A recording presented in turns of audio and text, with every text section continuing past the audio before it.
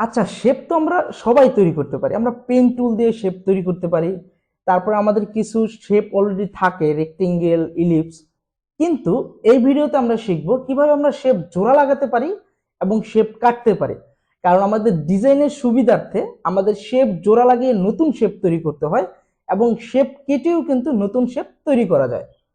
তো এই ভিডিওতে আমরা মূলত এটাই শিখবো, এবং এই কাজগুলো করা হয় শেপ বিল্ডার টুল দিয়ে। তো চলুন শুরু করা যাক।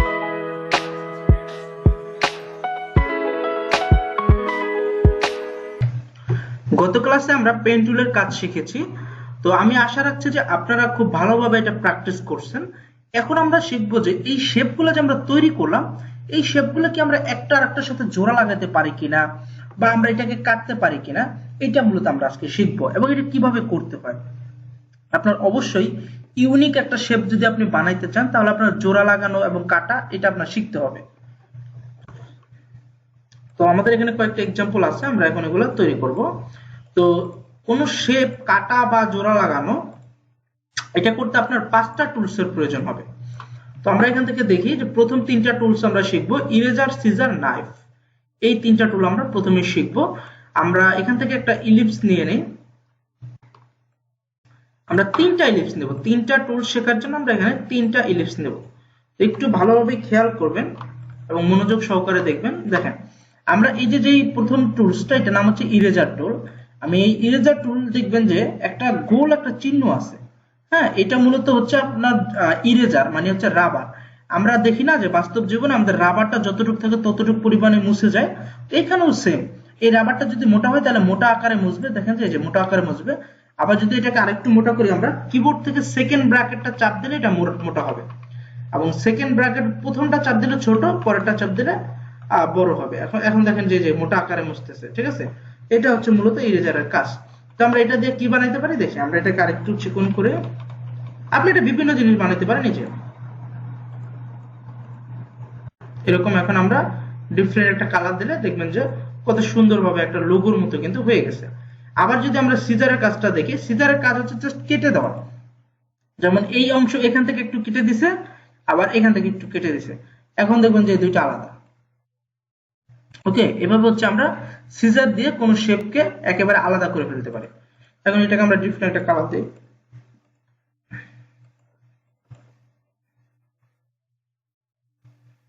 ওকে, এরকম। এইভাবে আমরা বিভিন্ন জিনিস তৈরি করতে পারি। যেমন এটা দিয়ে, এগুলো হচ্ছে আপনার বেশি পরিমাণে প্র্যাকটিস করতে হবে। দেখেন আমরা একটা জিনিস তৈরি করে দেখি পারি কিনা। যেমন এখান থেকে আপনি যদি এটা এখানে রাখেন, এটা সুন্দর করে একটু মিলিয়ে দিবেন, জুম করবেন। কিবোর্ড থেকে আলটা চাপ দিয়ে মাউসের চাকাটা ঘোরালে এটা জুম হবে, অথবা আপনি এখানে জুম বাটনও পাওয়া যাবে। যেখানে একটা জুম বাটন আছে, ক্লিক করলে জুম হবে, আবার আলটা চাপ দিয়ে ক্লিক করলে এটা হচ্ছে ছোট হবে। ঠিক আছে, এভাবে ছোট হবে। তো এইভাবে হচ্ছে আপনি জুম করতে পারেন। এখন যদি আমি এটার কালারটা করে দেই ব্ল্যাক, আবার এটার কালারটা যদি করে দেই এটার কালার, তাহলে দেখবেন যে খুব সুন্দর একটা, কিন্তু আপনার কাছে মনে হবে যে একটা সাপের মতো কোনো কিছু একটা। ঠিক আছে, এটা এরকম আমরা বিভিন্ন লোগোতে আসলে ব্যবহার করে থাকি। তো এই জিনিসটাও প্র্যাকটিস করার চেষ্টা করবেন। যে আলটা চাপটা যদি আরেকটা কপি করি, এটা না, আমরা হচ্ছে এটা নিব, জাস্ট এটা নিব, আলটা চাপ দাও, কপি। ওকে, এখন কিন্তু দেখেন এটা কিন্তু খুব ভালোভাবে বোঝা যাচ্ছে এবং কি সুন্দর লাগতেছে। এভাবে হচ্ছে কি আমরা আবার যদি একটা কপি করি, এই ওকে। তো এভাবে হচ্ছে আপনারা তৈরি করার চেষ্টা করবেন। তো তারপর হচ্ছে আমাদের আরেকটা টুলস লাস্টে ছিল, সেটা হচ্ছে নাইফ। এই নাইফ টুল দিয়ে আমরা কি করতে পারি আমরা সেটা দেখি। নাইফ টুল দিয়ে মূলত আমরা ইরেজারের মতোই, ইরেজার দিয়ে আমরা কি করছিলাম, জাস্ট আমরা ইরেজার নিয়ে এখান থেকে টান দিছি। এখানে মাঝখানে অংশটা কিন্তু দুইটা আলাদা হয়েছে ঠিকই, কিন্তু মাঝখানে কিন্তু ফাঁকা ছিল। কিন্তু আপনি যখন নাইফ দিয়ে কাটবেন তখন আর মাঝখানে ফাঁকা থাকবে না, আপনি একবারে ডাইরেক্ট কাটা যাবেন। মানে এখানে কোনো ফাঁকা থাকবে না, জাস্ট দুইটা আলাদা হয়ে যাবে। এটা হচ্ছে নাইফের কাজ। মানে নাইফ আর ইরেজার একই, মানে দুইটা সেম। তবে ইরেজার হচ্ছে মাঝখানে ফাঁকা জায়গা থাকে, কিন্তু নাইফে ফাঁকা জায়গা থাকে না। এতটুকু আপনারা মনে রাখবেন। এই তো হয়ে গেছে। তো এই হচ্ছে আমাদের এই 3টা টুলের কাজ। এখন আরো 2টা টুলস আছে যেগুলো দিয়ে হচ্ছে আমরা জোড়া লাগাইতে পারি এবং কাটতে পারি, এবং সে একটা টুলস এর নাম হচ্ছে শেপ বিল্ডার। এখানে এই টুলসটা আমাদের সবথেকে বেশি প্রয়োজন হয়।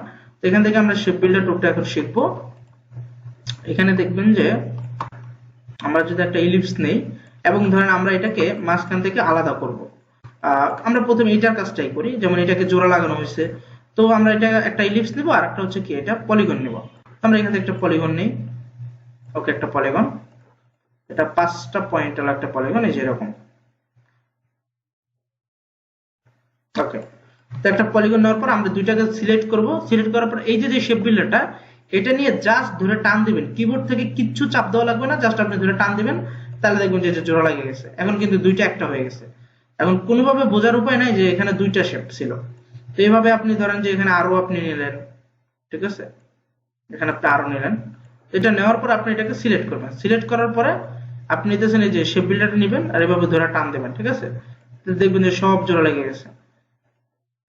ওকে, এখন কিন্তু তিনটা মিলা একটা হয়ে গেছে। এভাবে হচ্ছে আমরা জোড়া লাগাইতে পারি। ওকে, তো এগুলো হচ্ছিল বাড়তি জিনিসগুলো। ওকে, এখন দেখেন আমরা এই যে তৈরি করলাম, এটা দিয়ে কিন্তু আমরা একটা রোবট তৈরি করতে পারি চাইলে। এরকম বিভিন্ন জিনিস আসলে তৈরি করার চেষ্টা করবেন। আমরা এখানে একটা রেক্টেঙ্গেল নিলাম, এখান থেকে পয়েন্টটা টান দিয়ে আমরা এটা রাউন্ড করে দিলাম।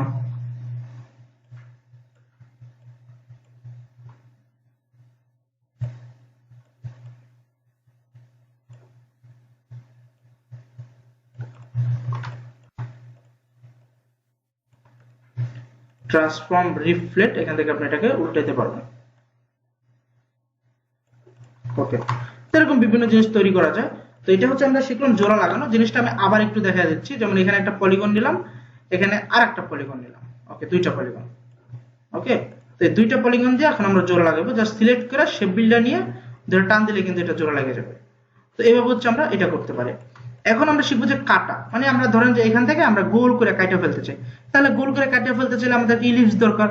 আমরা এখান থেকে একটা ইলিপস নেব, ইলিপস নেওয়ার পরে আমরা এখানে এটা রাখবো, রাখার পর দুইটা সিলেক্ট করব। এখন দেখবেন যে এখানে কিন্তু একটা দাগ অলরেডি হয়ে গেছে। এখন আপনি শেপ বিল্ডার নিয়ে এখন ধরে টান দিলে কিন্তু জোড়া লেগে যাবে, কিন্তু আপনি যদি আলটা চাপ দেন দেখবেন যে কিবোর্ড থেকে আলটা চাপ দেওয়ার সাথে সাথে প্লাসটা মাইনাস হয়ে গেছে। দেখেন এই যে মাউসের কার্সারটার আপনি দেখবেন যে কর্নারে প্লাসটা মাইনাস হয়ে যাচ্ছে। তো আলটাটা চাপ দিয়ে আপনি ক্লিক করলে দেখবেন যে একবার এটা চলে যেতেছে, একবারে ইজি। আপনি এটা কঠিন ভাবার কোনো কারণ না। আমরা যদি দুইটা ইলিপস দিয়ে দেখি তাহলে আপনি আরো সহজে বুঝতে পারবেন। এই হচ্ছে একটা, এই হচ্ছে একটা, এই দুইটা সিলেক্ট।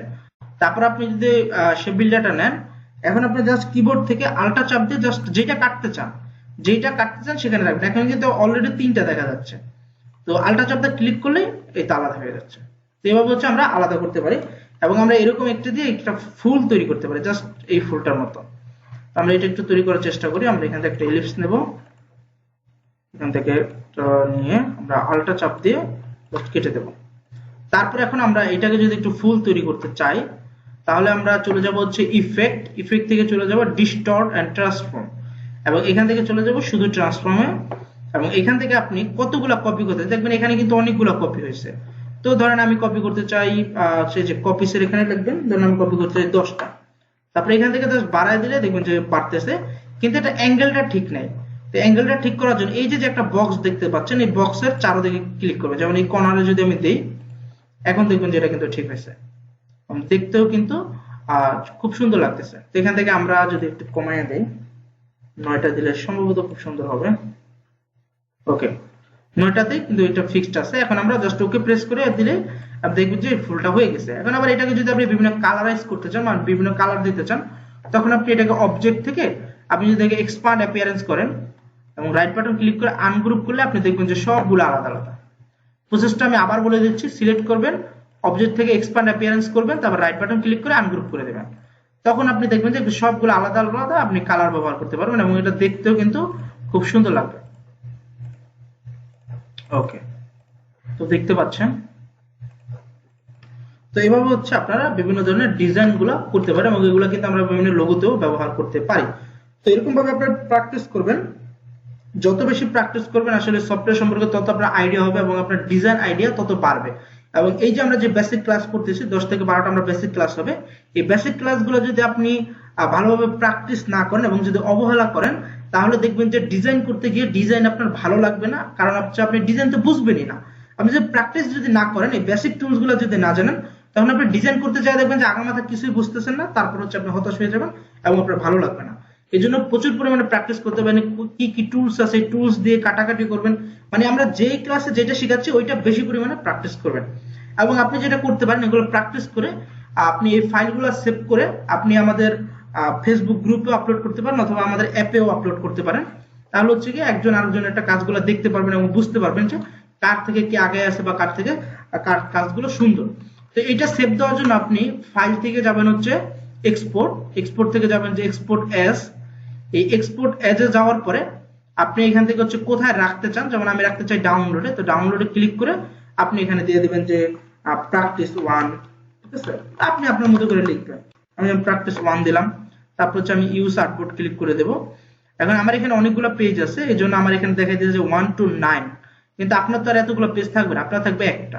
তো আমি এখান থেকে শুধু প্রথম পেজটা আমি সেভ করতে চাই, আমি হচ্ছে 3 নাম্বার পেজটা হচ্ছে আমি সেভ করতে চাই, সেজন্য আমি 3 দিলাম। এখন 3 নাম্বার পেজটা সেভ হবে। আপনার সময় এত কিছু করা লাগবে না, তবে আপনার যদি অনেকগুলো পেজ থাকে তখন আপনি পেজ নাম্বারটা আপনি দিয়ে দিতে পারেন। ওকে, তারপর যে জাস্ট এক্সপোর্টে ক্লিক করে দেবেন এবং এখান থেকে দেবেন হচ্ছে 8 GB এবং আপনি ওকে প্রেস করে দিলে আপনার এই যে যেই পেজটা আছে এটা সেভ হয়ে যাবে। এখন আপনারা এটা পাবেন কোথায়, ওই যে আমরা ডাউনলোডে সেভ করছিলাম, আপনি চলে যাবেন ডাউনলোডে, আপনি দেখবেন যে সেভ হয়ে গেছে অলরেডি। তো এইটা হচ্ছে আমাদের অ্যাপের যে সোশ্যাল মিডিয়া সাইটটা আছে, সোশ্যাল মিডিয়াতে আপনারা পোস্ট করবেন এবং আমাদের গ্রুপেও চাইলে পোস্ট করতে পারেন, ফেসবুক গ্রুপে। তো আজকের মতো এই পর্যন্তই, দেখা হচ্ছে পরবর্তী ভিডিওতে। সবাই ভালো থাকবেন, সুস্থ থাকবেন। আমাদের গ্রাফিক ডিজাইন এবং ফ্রিল্যান্সিং সম্পূর্ণ কোর্সটি করতে চাইলে এখনই প্লে স্টোরে গিয়ে ডাউনলোড করুন আমাদের মোবাইল অ্যাপ শিখবই।